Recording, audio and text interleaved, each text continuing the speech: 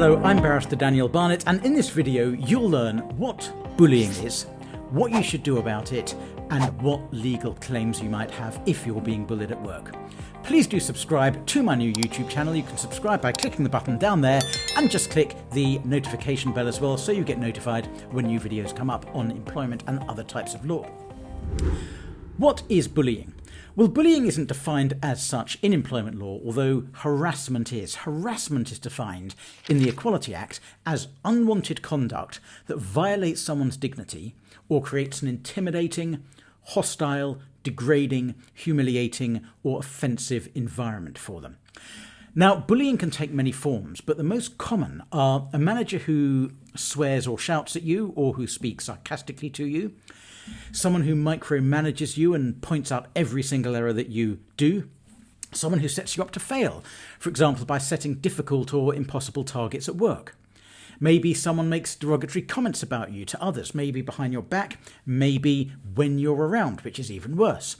Or bullying can also include managers who treat you differently to other people. For example, making comments about the number of toilet breaks you take when they don't make those comments to other people.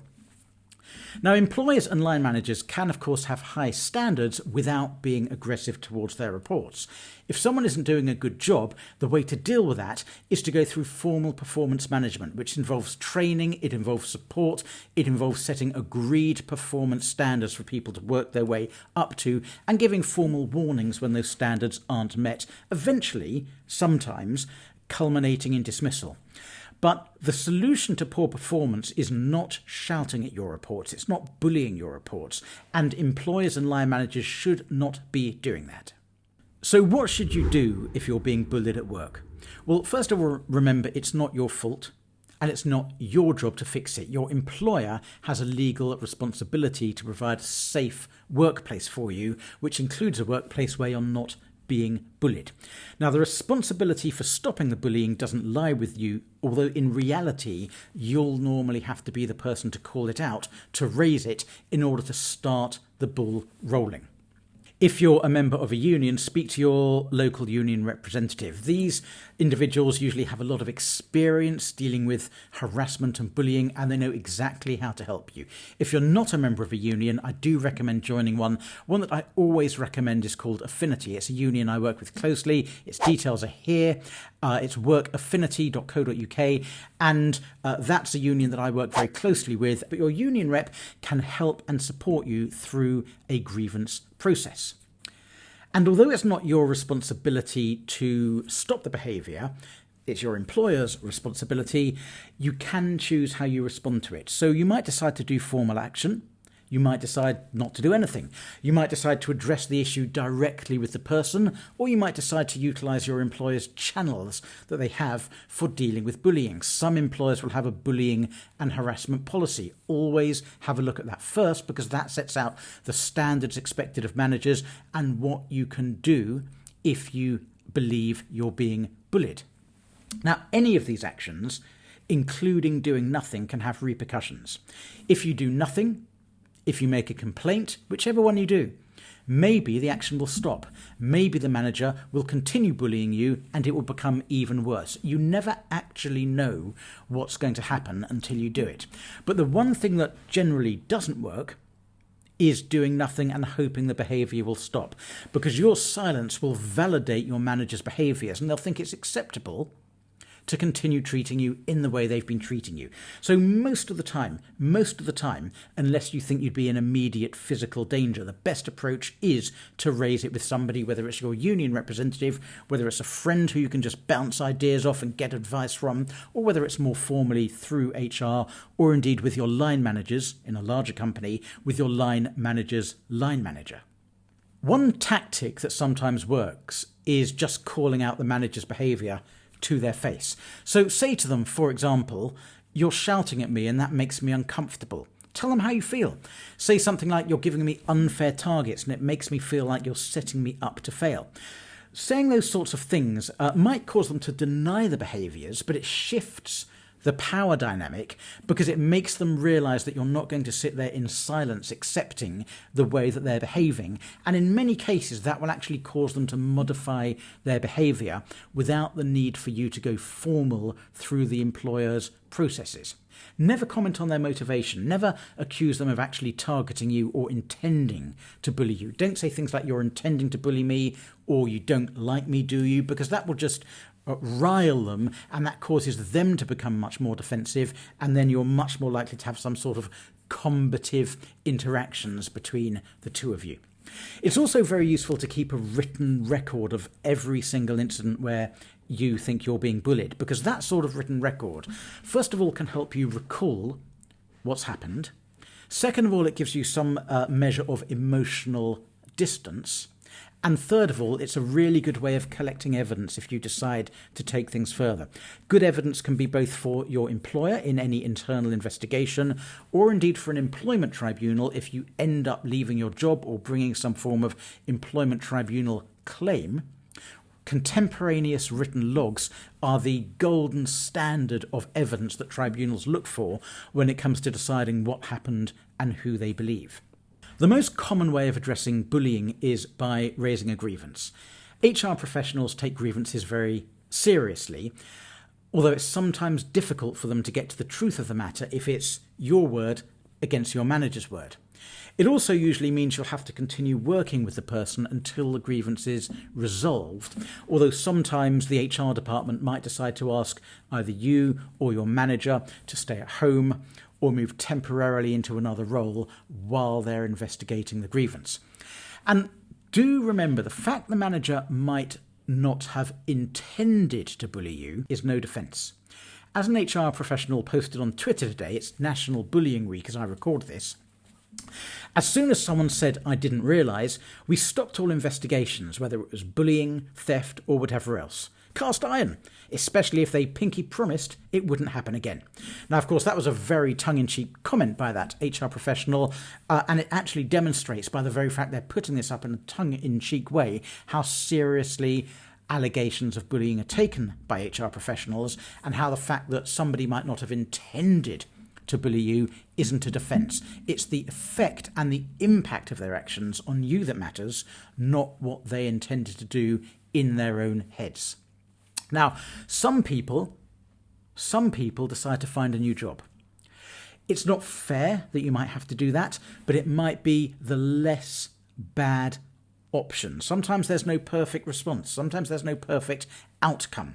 And the less bad option, if your employer either won't or can't deal with a bullying manager, or they don't accept what you're saying, or you just decide you don't want to raise the issue, the less bad option might be, whilst you're in a position of employment, rather than while you're unemployed, just to find a new job. Now, I know it's easier said than done in many circumstances, but it is something to think about. Don't let loyalty to your employer trap you in a job that you're not happy in. If you've raised a grievance and your employer agrees that your manager's been acting inappropriately, they'll consider a range of options, including training. They might send the manager on some training about how to interact with people, about how to manage people better. They might consider workplace mediation. Now, I'm a little bit sceptical about workplace mediation because I tend to think that everybody comes away from it saying, let's draw a line in the sand, let's all behave well towards each other in the future. It was all just a big misunderstanding. And everything carries on in a hunky-dory fashion for about 2 weeks until somebody blinks at somebody the wrong way and then it all kicks off again. But I accept I'm a skeptic, and I fully accept that a lot of people swear by workplace mediation and say it has worked absolute wonders within their organisations, and it can be a very effective way to stop bullying, largely because the manager just might not have realised the impact that their behaviour had on others. There are very many good accredited workplace mediators out there. Another option that the HR department or your employer might go down is disciplinary action for the manager. That could be a written warning. In the most serious of cases, it could actually be dismissal. Or, of course, it's always open to employers, particularly in larger organisations, to move one of you permanently. And that might be the case if the employer thinks that the bullying isn't quite as bad as you think it is. Maybe there's fault on both sides, but nevertheless it's obvious that the two of you can't continue working together. What legal claims might you have? Well, there's a few. First of all, if you've been working for more than 2 years, you have the potential for a constructive dismissal claim. That's where your employer's in breach of something called the implied term of trust and confidence, which is essentially an obligation they behave reasonably towards you. So if your manager's been behaving unreasonably towards you by bullying you, and if the grievance process doesn't result in effective, satisfactory resolution, you can resign and claim constructive dismissal. Now, you've got to have worked for 2 years to claim constructive dismissal. So if you've worked for less than 2 years, this isn't going to be open to you. It's also a risky tactic, and I do recommend you seek legal advice before deciding to go down that route, whether from a law centre, a CAB, a lawyer, or whomever it might be. Unions are very good at giving this sort of legal advice.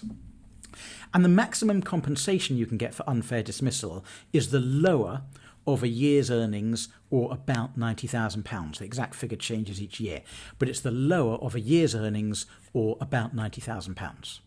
The problem with a constructive dismissal claim is, by its very nature, because you have to resign before you can claim constructive dismissal, you're out of a job. Nobody wants to be out of a job unless they have no choice. Another type of claim is for discrimination. Now, you can only claim for discrimination if the bullying, and to use the word from the Equality Act, it's called harassment in this context, if the bullying is because of a protected characteristic. So the bullying has to be because of your sex, your race, your national origins, your religion, your sexual orientation, your marital status, maybe your disability. There are several different protected characteristics, but if you can show the bullying was because of one of those, you can bring a claim in the employment tribunal. You need to contact ACAS first. All you need to do is look up on the internet how to bring an employment tribunal claim, and you'll find lots of guides there, but you don't need to resign to bring a claim for harassment on grounds of a protected characteristic. And the third type of claim you might have, although this is unusual and it's expensive, is a claim in the civil courts, the county court, for harassment under the Protection from Harassment Act. And that is a claim you can bring if your employer has engaged in a course of conduct that means at least 2 separate incidents of harassment. And you can bring a claim for compensation for injury to feelings, for distress, for upset, as well as any financial losses you've sustained. But that's a much more complicated type of claim. The advantage of it is it doesn't have to be on grounds of a protected characteristic, as a discrimination claim does. So you can bring a claim under the Protection from Harassment Act if there's been a course of harassment for any reasons at all, just because the two of you didn't get on. Doesn't have to be because of sex, race, etc. Nobody needs to put up with being bullied. You can get help at the National Bullying Helpline, either on their website, www.nationalbullyinghelpline.co.uk, and if you're experiencing problems with bullying, share it in the comment box below. You might find others have been through the same thing and come out the other side. You might find people can offer you good, practical suggestions. Thank you for watching this video. Please do subscribe to my YouTube channel for updates on all legal matters. Click the subscribe box below and click the notification bell so you get notified when new videos come out. I'm Barrister Daniel Barnett. Thank you for watching.